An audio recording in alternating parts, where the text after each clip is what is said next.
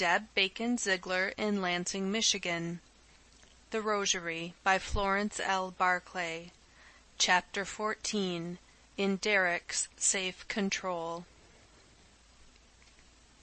The white cliffs of Dover gradually became more solid and distinct, until at length they rose from the sea, a strong white wall, emblem of the undeniable purity of England, the stainless honor and integrity of her throne, her church, her parliament, her courts of justice, and her dealings at home and abroad, whether with friend or foe.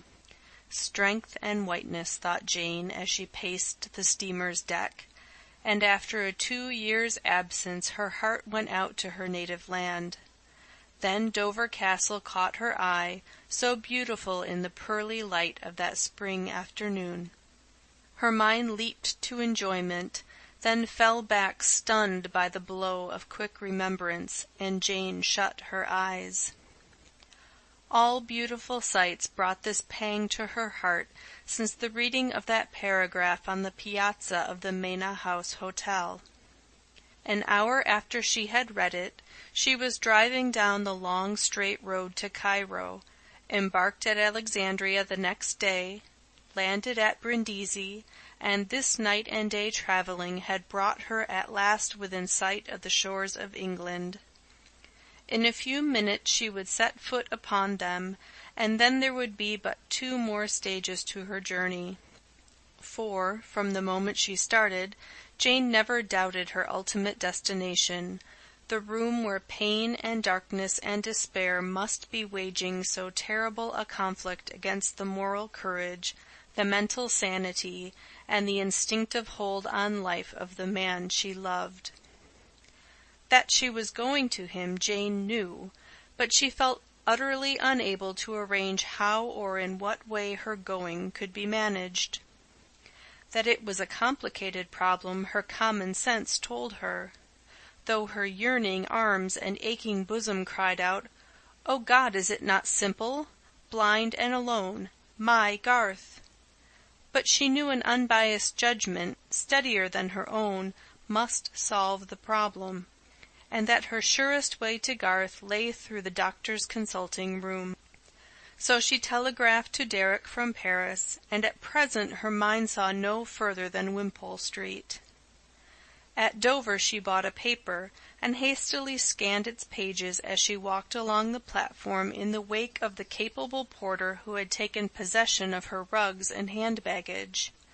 In the personal column she found the very paragraph she sought. "We regret to announce that Mr. Garth Dalmain still lies in a most precarious condition at his house on Deeside, Aberdeenshire, as a result of the shooting accident a fortnight ago. His sight is hopelessly gone, but the injured parts were progressing favorably, and all fear of brain complications seemed over.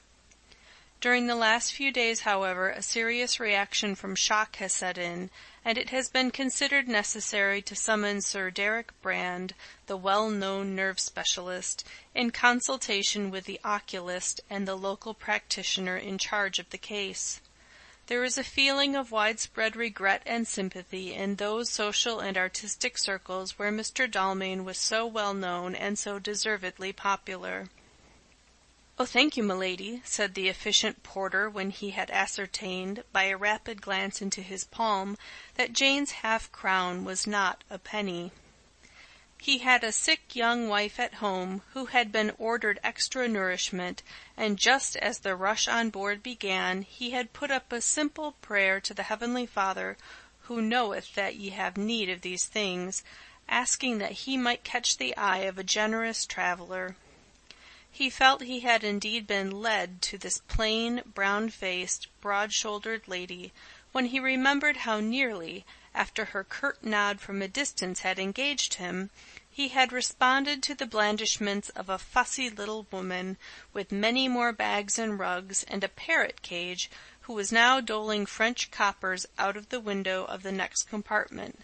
"7 pence a penny of this stuff ain't much for carrying all that along, I don't think," grumbled his mate, and Jane's young porter experienced the double joy of faith confirmed and willing service generously rewarded. A telegraph boy walked along the train saying, "Honorable Jane Champion," at intervals. Jane heard her name, and her arm shot out of the window. "Here, my boy, it is for me." She tore it open. It was from the doctor. "Welcome home. Just back from Scotland. Will meet you Charing Cross, and give you all the time you want. Have coffee at Dover. Derek."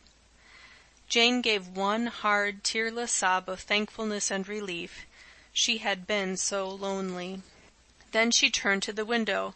"Here, somebody, fetch me a cup of coffee, will you?" Coffee was the last thing she wanted, but it never occurred to anyone to disobey the doctor, even at a distance.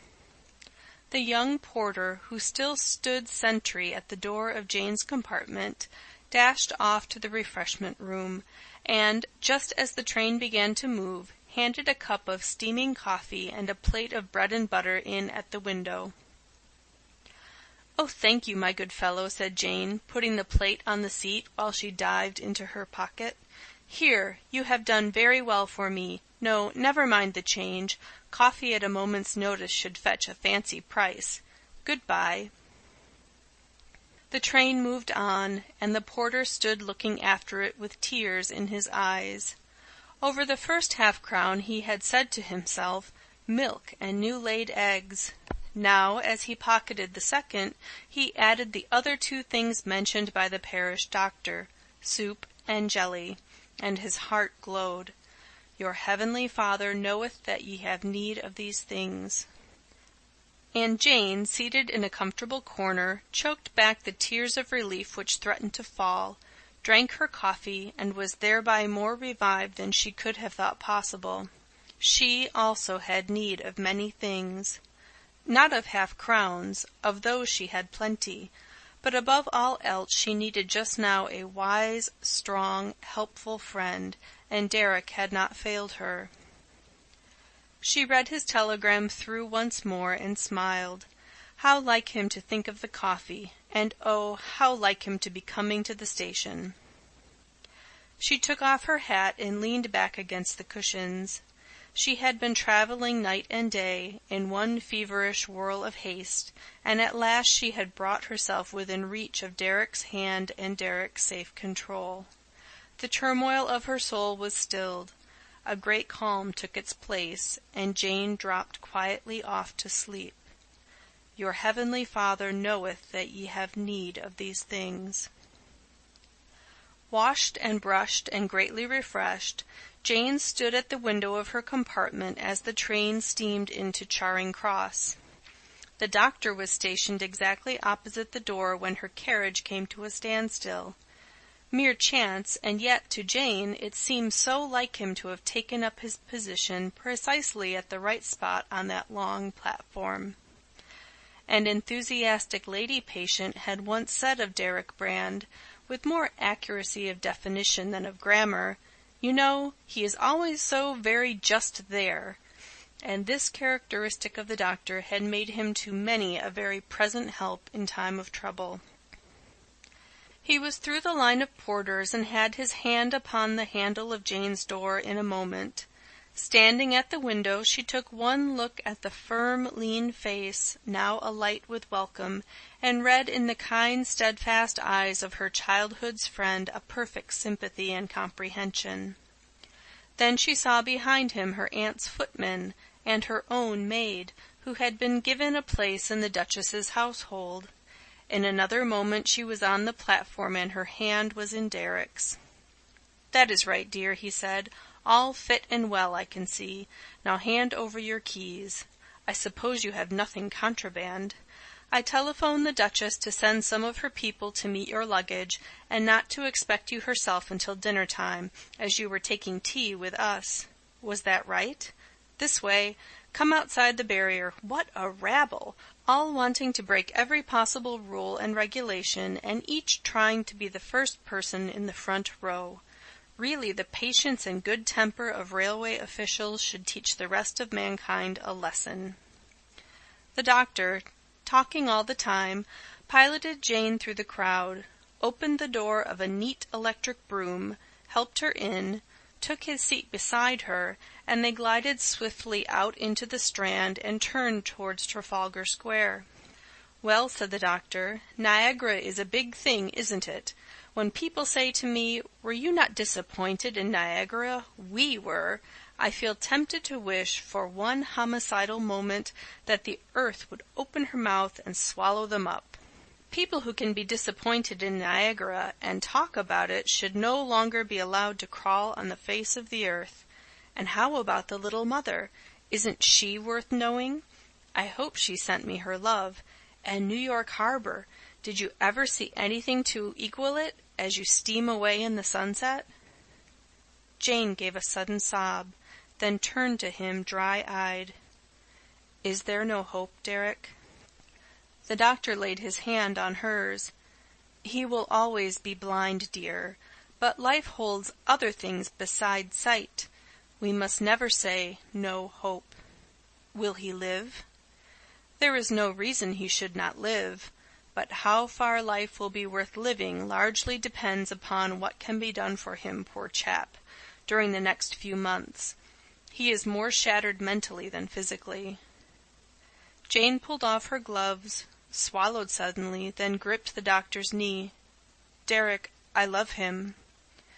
The doctor remained silent for a few moments, as if pondering this tremendous fact. Then he lifted the fine, capable hand resting upon his knee and kissed it with a beautiful reverence, a gesture expressing the homage of the man to the brave truthfulness of the woman. "In that case, dear," he said, "the future holds in store so great a good for Garth Dalmain that I think he may dispense with sight. Meanwhile you have much to say to me, and it is, of course, your right to hear every detail of his case that I can give. And here we are at Wimpole Street. Now come into my consulting room. Stoddart has orders that we are on no account to be disturbed." End of chapter 14.